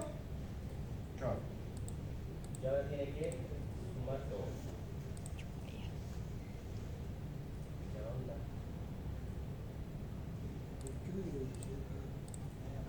Ahí sí. Ahora sí están los 480, ¿cierto? Pero como todos estos activos mueren al año 3, ¿cierto? ¿Qué es lo que va a tener que ocurrir? En mi flujo de caja, en el año 3, y antes que terminen de depreciarse, tengo que volver a invertir. ¿Sí? ¿Están de acuerdo? Y ese es el valor que le conversaba yo, porque ya no son 480. Claro. Yo tendría que hacer crecer ese valor 10% por cada. Ah, ok, me gustó por... ¿Cómo escribo 10%? 0,1. O por 10%. No, perdón. 1,1. Por 1 es lo mismo, coma 1 es el 10%. ¿Sí? Perfecto. Ahora, en esta depreciación dijimos que eso es como se deprecia. Pero al final de los 5 años resulta ser que los primeros se depreciaron completamente. Pero los últimos podrían estar un año por depreciarse. ¿Cierto? Entonces, acá, en el flujo de caja, yo voy a tener ese 1.360.000, ¿cierto? ¿Por cuánto? Valor de Ese, cero. el desecho va a ser lo que le falta todavía por depreciarse, que sería el 1.360.000 más el 10%. Miren, hay dos valores de desecho. Aquí en el año 3 sería el 10% de esto. Vamos a colocar negativo, esto por Pero ese 10% no se lo tiene que colocar a todos los años. No, acuérdate, la depreciación la calculaste como todo lo que gastaste dividido por 3. Y es 1.360.000. Y esa, Lo que estoy sumando ahí. todos los años va a ir perdiendo a razón de 1.360.000. Sí, De 1.360.000 por 3, con 4 millones, ¿cierto? Ok. Entonces, en el año 3, como esos equipos o materiales se depreciaron completamente, Tenemos que yo podría desechar. venderlos al 10% de su valor de adquisición. Claro. ¿Estamos de acuerdo? Y en el año 5, como es mi frontera, todavía le queda un año por depreciarse, o sea, le queda todavía 1.360.000. Más el valor de desecho. Más Pero el que ahora ya no son los 10%, 408. ¿cierto? De De la inversión. la inversión, pero ¿de cuál? De esas. De esta, De la del ¿cierto? año 3. Voy a ponerle ahí por común. ¿Lo ven? Ese es el valor desecho, valor que yo puedo recuperar al finalizar mi horizonte. Entonces, esta platita, dentro de la inversión hay algo que no les expliqué, está el capital de trabajo. Y el capital de trabajo son los aportes que ustedes brindan para iniciar el proyecto. Y ese capital de trabajo puede ser aportes de ustedes, directo del bolsillo, o pueden ser también gastos que ya hayan realizado en todos los estudios previos. ¿Me entienden? Para hacer todos los estudios tienen que comprarse un computador, tienen que comprar un celular. Esa plata hay que recuperarla, porque parte de todo el análisis, todo lo que tú estés invirtiendo lo tienes que recuperar. ¿Me explico? Capital de trabajo puede ser eso, o puede ser el aporte que en realidad ustedes hicieron al proyecto, desde la etapa de estudio hasta la etapa de concepción del proyecto. ¿Me siguen? Y acá dice que entre los socios aportaron 10 millones. Como son 10 millones que salieron de los bolsillos de los socios, en algún momento dado tienen que recuperarlo. ¿Ya? Y generalmente lo consideramos recuperarlo hacia el final del proyecto. Debería ser una fila nueva que se llamara recuperación de capital, porque esa plata la gastaron, hay que recuperarla, no es gratis. ¿Me entienden?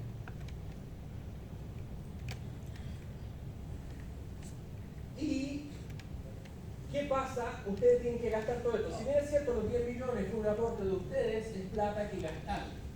La pregunta del millón, ¿de dónde saco si en realidad son 28 millones y tanto en solo inversión? ¿De dónde saco la plata? Que ustedes pueden, si es un flujo de caja puro, no habría préstamo. Pero ustedes no tienen la plata, tienen que ir a conseguirla al banco. Y eso es un préstamo bancario. Para calcular el préstamo bancario, ustedes van a tomar un monto, no les prestan más allá del 75-80% del capital que necesitan. ¿Sí o no? Véanlo por lo hipotecario, máximo el 80%. O alguno de un préstamo debe presentar esto, ¿no? Claro. Claro. Préstamos para emprendimiento, sí. Un emprendimiento al banco. Claro. Cuando ustedes quieren emprender y quieren que los apoye el banco, ustedes presentan el proyecto. Todas esas cuestiones de emprendimiento que muestran de los bancos funcionan así. Los startups también, eso es lo que ayudan a buscar las lucas. Obviamente es algo que llegan por un concurso, pero a veces no son suficientes. Y buena tajada se llevan ellos. Los startups serían como el 60% de lo que les pasa. ¿No has fijado? No, si los startups no son gran cosa. Cuidado. Ir con una startup te va a quitar por lo menos la mitad de la plata que le pasa. Nada en contra de los startups. Los startups tampoco hacen las cosas por samaritanos ni gratuitas. Hay gente trabajando, hay que pagarle. Y es lógico. Te ayudaron a conseguir los fondos, pero esos fondos ellos tienen que agarrar para pagar a la gente que te ayudó. Yo lo hace gratis de fotos. Si lo hace gratis, fósil, pero directo con fósil. No por la municipalidad. No a través de los startups, los capitales ángeles y cosas así. Ya. Chicos, ustedes la inversión total que tienen que hacer, incluido el capital de trabajo, implica 28.615. Al banco le van a pedir el 75% de esa inversión. Y vamos a pensar en un interés que nos van a dejar tipo CAE de un 30%. Que es lo que está hoy, ¿cierto? Y lo van a pagar en 5 cuotas anuales. ¿Sí? ¿Cómo lo distribuyen mensual, anual? Pero para el flujo caja lo vamos a representar anual. Y se utiliza el método francés. El método alemán es lineal. ¿Para qué 100? En 5 cuotas son 5 cuotas de 20. ¿Ya? Y le hace al final una especie de ajuste. No, el que se usa hoy para calcular es el método francés, que va impactando los intereses periodo tras periodo. Y esa es la fórmula, donde R sería el monto que estoy pidiendo, perdón, R es el valor cuota, P sería el capital que necesito y interés N los periodos, ¿ya? Y aquí lo hice por partes. ¿Ah? Si ustedes van viendo la fórmula, tengo qué datos, tengo el 30% y tengo las cuotas. ¿Sí? Y está la unidad que participa dentro de la fórmula. Cosa que esos 21 millones que me pasan se traducen en 8.811.000 anual como cuota. Anualmente yo tengo que pagar 8.800.000. ¿Están de acuerdo? Pero resulta que como Impuestos Internos quiere fomentar el emprendimiento, también va a tratar de ayudarles para reducir tributación. Los intereses que yo pague en mi préstamo van antes del impuesto en el flujo de caja, de manera de seguir reduciendo la utilidad para tributar. Y el capital que realmente me pasen va después de impuestos. O sea, tratan de echarnos una manita con los intereses que tenemos que pagar. ¿Sí? La cuota de 8.811. Yo parto en el tiempo cero, me prestaron esos 21.461.000, que es el 75% del monto total que yo estaba presentando. Los 8.811 son cuotas anuales durante 5 periodos, pero parte de esta cuota es interés, parte de esa cuota es capital. ¿Cómo calculo qué es lo que pago de interés? ¿Cómo calculo lo que realmente pago de los 21 millones que me pasaron? De la siguiente manera. Ustedes a este le multiplican por el porcentaje que utilizaron. Al monto inicial lo calculan por el DS4, que es el interés. Dice que son 6.438.000. Quiere decir, porque ustedes pagan siempre al principio más interés, poco capital, y en la medida que se van acercando al final, van invirtiendo. De los 8.811.000 de la cuota inicial, 6 millones son puros intereses. ¿Sí? La diferencia es capital. ¿Estamos de acuerdo? Lo que llevo hasta la fecha pagado capital es esto. Segundo periodo, ya no debo 21 millones, porque tengo que descontar lo que he pagado como capital. En el segundo periodo tengo 19 millones. Si yo pongo aquí, es S menos S. A este le multiplico nuevamente el 30%. 5 millones. La diferencia es esto. ¿Cuánto llevo capital pagado hasta ahora? Este más ese. Tercer periodo. todo entre el 3 y me quedan 16. 30%, 4 millones 8. La diferencia, 4 millones. Aquí ya está como equilibrándose y va a ser esto. ¿Cuánto llevo capital pagado? 9 millones 4. Cuarto periodo. A los 16 que venían antes le quito los 4. Quedan 11 millones 992. 30%. Y aquí ya estoy pagando más capital que interés. Pero cuánto estoy más cerca del fin. ¿Lo ven? ¿Cuánto llevo aquí? Aquí esto debería ir sumado. Capaz esta celda. Qué bueno que hayan salido errores porque así lo van entendiendo, ¿cierto? Hasta ahora llevo 14 millones. Último periodo. Del anterior descuento lo que pagué de capital, me quedan esto. A eso le saco el 30% sexto. La diferencia del saldo capital. ¿Y aquí cuánto llevo más? Aquí llegué a los 21,461. ¿Qué es lo que me pasaron inicialmente el préstamo? ¿Lo ven? ¿Sí? ¿Cuánto pagué? Esta suma tendría que sumarse. Esto tendría que ser hacia arriba. Y esto no corresponde. ¿Cuánto con estas cuotas anuales yo pagué el capital y pagué eso en intereses?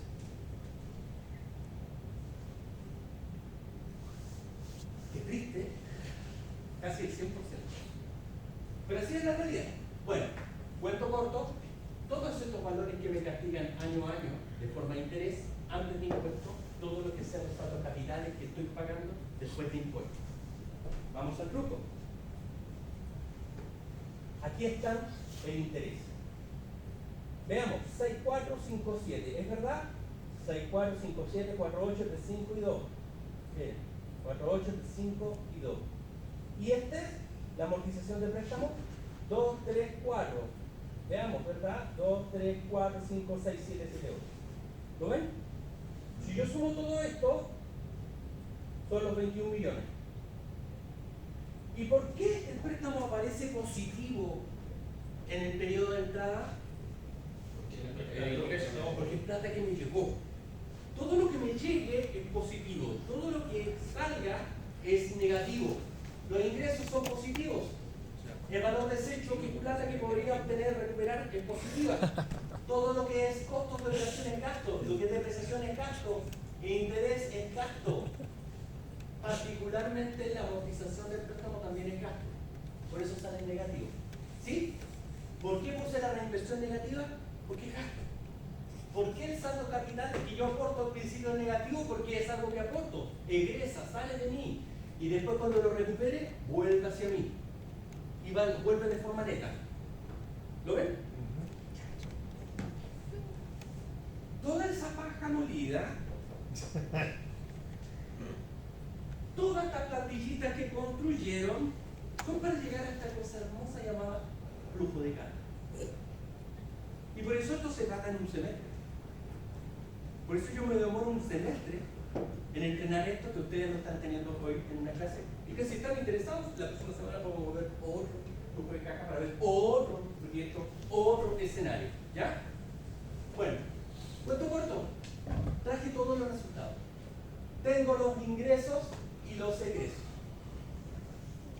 Si se dan cuenta, ya tenemos claridad en la ubicación de los datos, ¿no?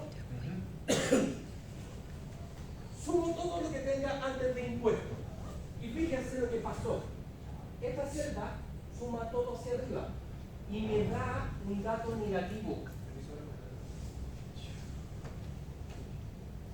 Dice que en el primer periodo de tiempo, cuando estoy operando, todavía voy a la pérdida. Porque tengo todavía más gastos que ingresos. Pero el impuesto dice cero. Para que no vean que el impuesto interno es tan perverso.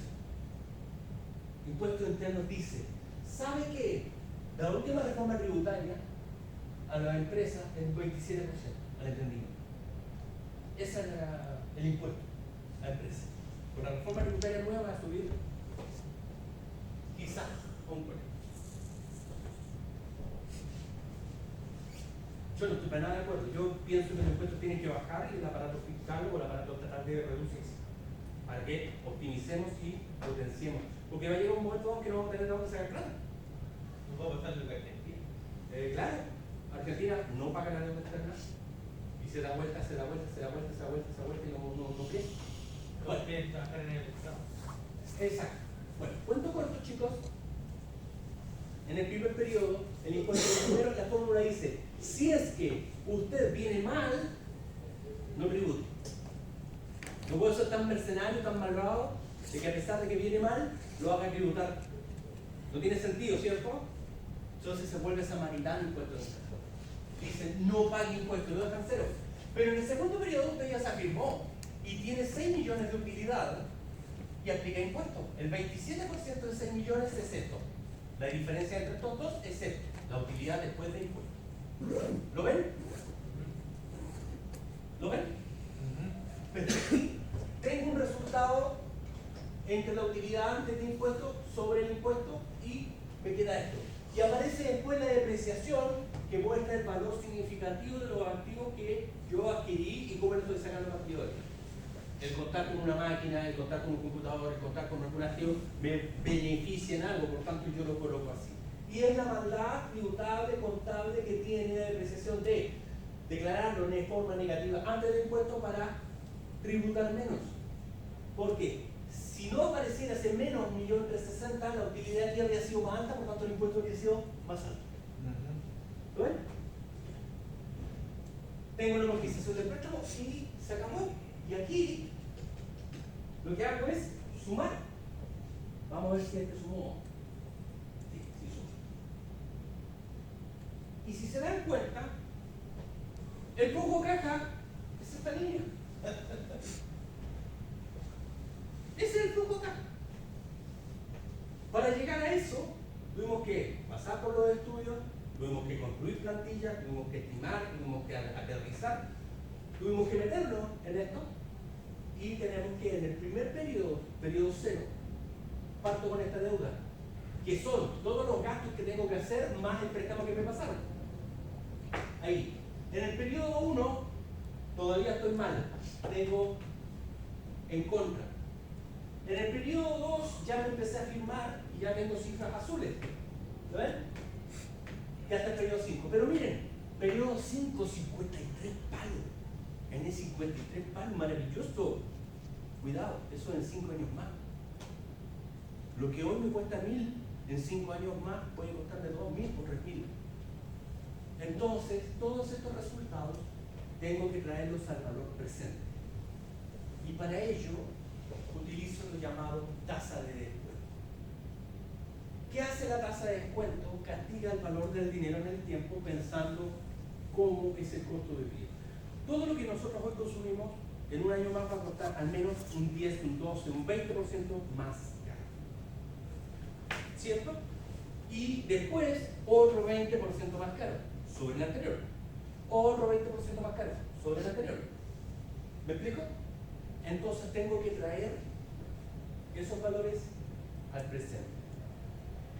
Y el FAN, en este caso particular, ellos hicieron una tasa de descuento de un 30%.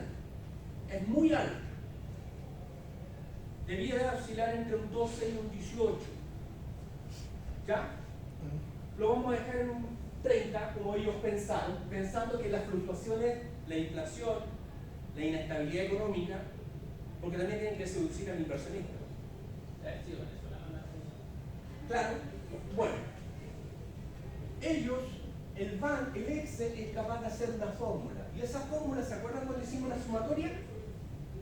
Con la tablita que dibujamos. Ya. El BAN lo hace de forma automática. El Excel, perdón. Pero, para que ustedes entiendan, estos 53 millones, no sé si aquí aparece la. Ahí está. Esa es la fórmula del BAN. La fórmula del BAN es una sumatoria de los resultados, el BT, que es el resultado de cada periodo, en el flujo caja, dividido por 1 más el interés subido a el periodo que corresponda, menos la inversión. Ahí tengo que tener cuidado cuando digo menos la inversión, porque si la inversión ya la declaré negativa, la estaría sumando. Porque la inversión es negativa en sí. Esa fórmula Si yo la aplico aquí, si se dan cuenta, D21 es el resultado del periodo dividido por 1 más la tasa de descuento, N16, todo elevado a 1. ¿Por qué? Porque es el primer periodo. En el periodo 2 se repite la fórmula pero cambia el exponente. Porque se aplica el castigo sobre el resultado del periodo anterior. En el tercero sube el exponente. Va a subir el exponente cuántos periodos corresponden. Y si se dan cuenta, a un costo de vida, a una razón de un 30%, esos 53 millones que yo voy a ganar de aquí a 5 años más, es como que hoy día ganara 14 millones y medio. ¿Se dan cuenta cómo analizamos cosas? Porque si en este momento nos dicen, ¿sabes qué? El año 5 vas a ganar 53 palos y el año 4 vas a ganar 27, me alucino, ¿no? Me alucino. ¡Oh! ¿Qué órgano tengo que vender? ¿Ah? Y esto, si yo lo sumo, aquí en este caso la inversión, obviamente según la fórmula se resta, pero como ya la tengo negativa, la voy a sumar. El resultado de todo esto es el FAN. El flujo de caja es la estimación de lo que debiese ocurrir desde el periodo 0 hasta el horizonte del proyecto, y el FAN busca determinar a una tasa de descuento X que ustedes definen, de qué manera se va a comportar el proyecto y cuál es la rentabilidad que me va a proporcionar. El FAN, su resultado, si es mayor a 0, significa que gané plata. Si es menor a 0, significa que perdí plata. Si es igual a 0, significa que no gané ni perdí, pero cumplí con todos los compromisos que tenía en el tiempo hacia atrás. Pagué todo, la inversión, el costo operacional, cumplí con todos mis deberes, no me quedó nada para el bolsillo extra, pero está todo pagado. ¿Me explico?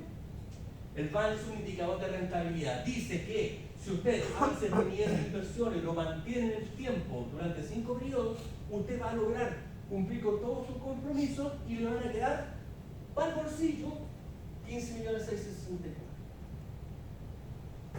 Si yo bajase la tasa de descuento, ¿qué creen que va a pasar? Sube. Y por eso esta plantilla está hermosamente trabajada para que usted vea lo que pasa. Si se optimiza el escenario financiero en el país, en el entorno cultural, ¿ya? Y solamente comprometemos un 20% de tasa de descuento, un 20% costo de vida, un 20% de interés sobre la inversión, yo podría tener esa platina para el bolsillo. ¿Y se dan cuenta por qué está automatizada? Para evitar calentarse la cabeza. Yo trabajé una buena hora armando esta cosita. ¿Para qué? Para facilitarle la vida a la gente. Profe, pero ahí, en base a las modificaciones, tendríamos que agregarle la segunda inversión. Sí, lo vamos a subir a la carpeta y le vamos a poner, a este archivo le vamos a poner fecha de hoy para que ustedes después puedan trabajar sobre la otra, ¿cierto? Y vean, o trabajar sobre esta nada más y jugar con los datos. Pueden irse a esta hoja, eliminan todo y cambian el proyecto y ponen nuevos datos. Entonces, los totales los tienen que ver a la rojo. ¿Me entienden? Prometo de la 3.2. ¿Es de la 3.2? ¿Tuvo caja o no? Ya, nada, esto no va a dentro de la actividad. No, no es parte de, pero estimo yo, desde mi percepción personal, que ustedes deberían conocer esto, ya que no está en la mañana.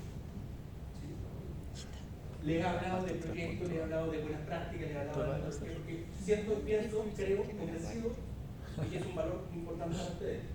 Que el día de mañana puedan desenvolverse en un comentario, en una conversa, porque todo aporta a la sociedad. ¿Sí? Entonces, si se dan cuenta, gracias a esta estimación de tasa de descuento, yo podría ganar, podría cumplir con todo y quedarme con esta plantilla para el bolsillo, y ahí hago yo lo que quiero, porque ya finalizó mi estimación. Cualquier cosa nueva es un nuevo estudio. No, que ahora que lo veo una sucursal, eso es un nuevo estudio. No tiene nada que ver con lo que plantearon antes. ¿Estamos de acuerdo?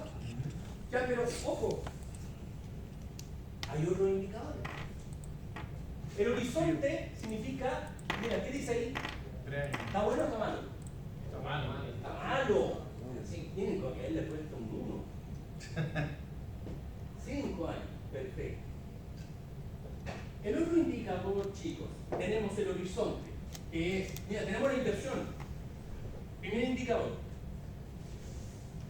Segundo indicador, horizonte. 5 años o 5 meses, lo que corresponda. La tasa de descuento y tenemos el banco. Pero hay otro indicador llamado tasa interna de retorno, TIR. Y el TIR no es otra cosa que el VAN igualado a 0.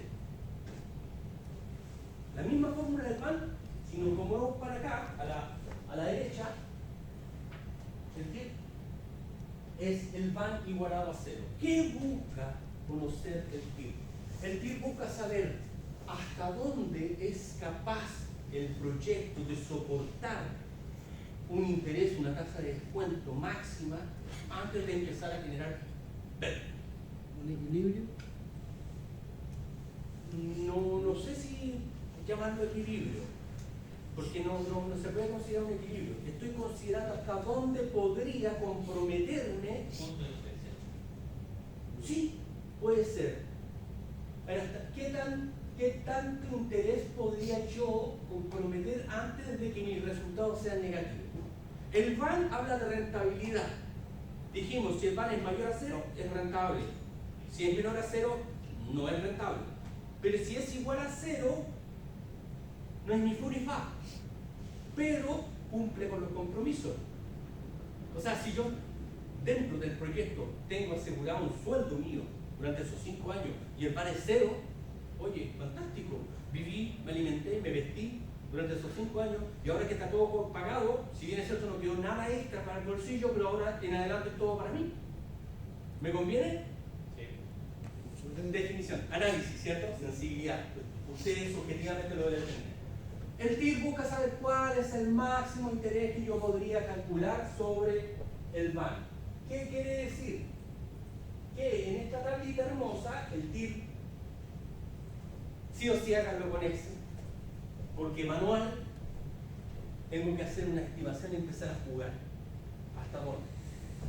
El TIR, dentro de la fórmula, es el interés.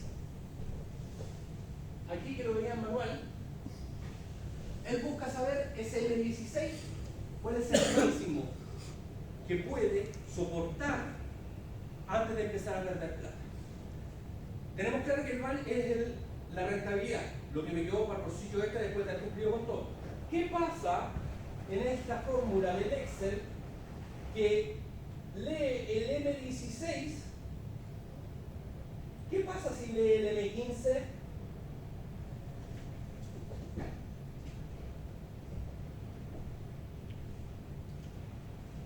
El TIR es el mismo cálculo del VAN, pero despeja la incógnita, lo iguala a 0, y el interés sale de la fórmula y se pone al frente. Y resuelves todo el otro lado y ves cuál es el porcentaje más alto de interés antes de generarte con 0. Quiere decir que yo, que establecí un 20% de interés sobre la inversión, podría hasta un 58,42% comprometer antes de empezar a perder plata. Si yo pongo ahí un 59, empiezan los datos negativos. Miren, si yo le coloco 59, negativo. ¿Lo ven? ¿Estamos de acuerdo? Entonces, me encuentro con el señor Farcas en el ascensor. 2 minutos al menos voy a estar con él. Lo voy a tocar. No se puede tocar. Señor Farcas, mi proyecto es colocar un local vegano maravilloso, estupendo, con una infraestructura increíble, toda la cuestión, bla, bla, bla. Pero ¿sabe qué? Para esto yo necesito que usted me ayude con lo que me falta de inversión con los 7.693.000. Yo se lo devuelvo a usted con un 20% de interés sobre esa inversión. En 5 cuotas anuales. ¿Sí? Y aún así, con ese 20% que yo le ofrezco a usted, yo soy capaz de quedarme con 27 millones como utilidad después de cumplir con usted. más. Podría hasta ofrecerle un 58,42.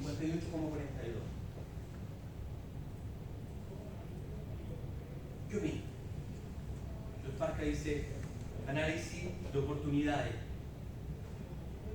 Análisis de oportunidades. ¿Dónde pongo la plata? ¿Estudio en tu ingeniería en infraestructura y plataformas tecnológicas o la meto en la cuenta de ahorro del Banco Estado? ¿Dónde me va a rentar más? Tu claro, ¿cierto? ¿Por qué? Porque el beneficio futuro es mucho más alto. ¿Me explico? El señor Parca va a decir, ¿sabes qué buena tu idea? Me gustó la idea del proyecto, me gustaron los indicadores, pero si tienes capacidad de hasta un 58 te paso al tiro los 8 millones cerrados, pero quiero un 50% de tasa de descuento. ¿Qué le dicen?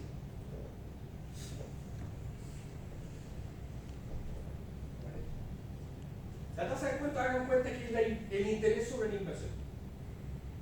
Ustedes le están ofreciendo un 20%, que claramente es mucho más alto que el 5% que te puede dar la cuenta de ahorro Banco Estado. ¿Cierto? Del 1% que te puede dar anual o un 10% que te puede dar anual mutuo. Un depósito a plazo. ¿Me explico? Pero la brecha es alta, o sea que tienes un buen margen para jugar. Él te pide el 50%. ¿Qué le dicen? O sea, sí, porque igual sigo ganando. Todavía sigues ganando.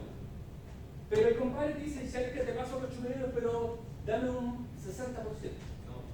No, ahí voy para abajo. ¿Me entienden? Juego con eso. ¿Van entendiendo los indicadores? Perfecto. Pero falta un indicador que se llama payback. Y el payback no es otra cosa que determinar en qué periodo de vuestro horizonte realmente produce plata el proyecto. ¿En qué momento de estos años ustedes ven que está entrando realmente plata? Aparentemente pensamos que aquí, porque vemos una cifra azul, ¿cierto? Pero cuidado, vengo con deuda histórica. Entonces, ¿qué hace el payback? Y aquí nos vamos a mover un poquitito a la derecha. Trae los resultados de cada periodo del flujo de caja. Y él dice, año 0 entré con 7.393.000 en contra. Y en el año 1 me fue mal. Por tanto, al terminar el año 1 no debo solamente 9 millones, sino que debo la sumatoria de los dos. En el año 2 entró platita realmente, pero todavía no es capaz de solventar al año 1 la deuda que traigo acá. ¿Cierto? ¿Qué pasa en el año 3? Todavía debo plata.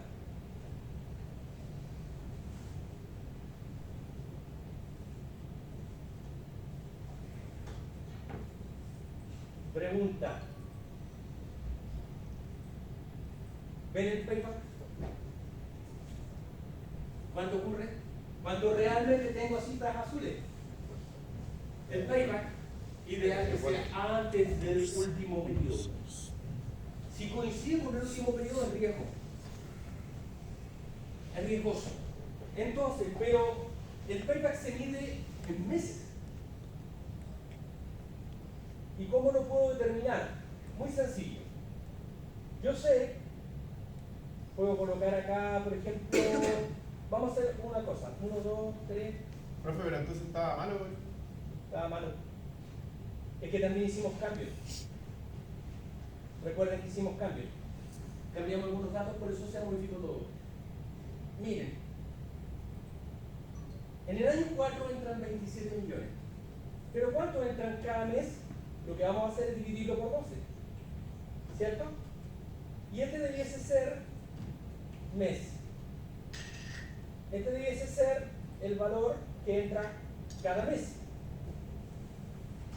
En el mes 1 del año 4, yo vengo con una deuda de 4 millones más lo que me proporcionó el mes 1 del año 4.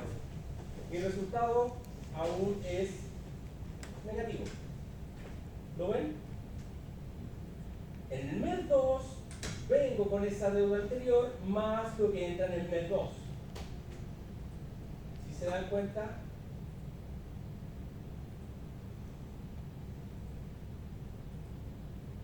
ahí es cuando realmente dentro del año 4 se ve cifras azules.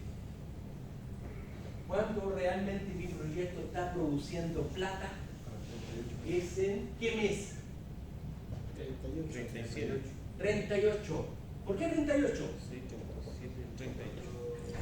Porque tengo 3 periodos anuales antes que son 36 meses más los 2. Entonces aquí diría mes En solitario. 38. ¿Lo ven? Ahí. Entonces, me acuerdo que me encontré con el señor Farcas. Señor Farcas, mi proyecto es maravilloso, le cuento la idea.